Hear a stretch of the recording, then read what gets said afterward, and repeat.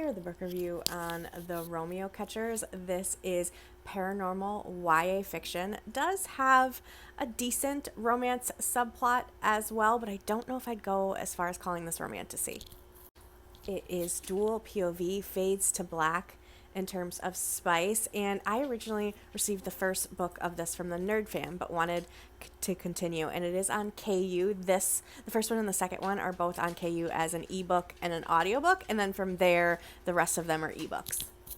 And since this is a second in the series, I may spoil some of the first, but I won't spoil any of this book right here. All right, let's get into it. So we are still following main character Adele. She is feeling conflicted about locking the vampires away, especially since she seems to have a magical connection to Niccolo. Now that is making life extra complicated for her whole coven. It also makes things really complicated in Adele and Isaac's new relationship. But a new threat has moved in to New Orleans, which is unlocking new characters and also new powers for the coven. We are also going to see flashbacks to Isaac's past when we're in his point of view, and then we also get flashbacks to Niccolo's past through Adele's dreams. I gave this 4.25 stars. I really, really liked it. It's just so long for my attention span, so that's more of a me problem than a book problem. I mostly listened to this as an audiobook. I do want to say I also downloaded the ebook just in case I wanted to flip back and forth, but I think the majority of my time was spent with the audiobook, and it's just 20 hours of an audiobook. That is a lot.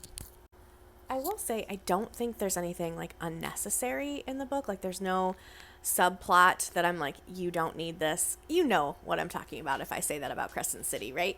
It just happens to be a lot going on. There's a lot of different side adventures. You've also got like a budding romance in here. So everything is necessary, I feel like, and gives you a lot of in-depth to the characters. It just makes for a long book, which honestly just isn't my favorite. Again, I have a goldfish attention span past 400 pages, and I'd like to move on. With that being said, though, I really like the characters. Like I said, you're getting very well-rounded, developed characters, and I love this like post-storm New Orleans setting. But definitely excited to see where the series goes. I will absolutely continue. I'm just not sure when right now. It just makes it harder, I feel like, when there's not audiobooks available for the rest of the series. But at some point, I will definitely be finishing my journey with Adele and her coven.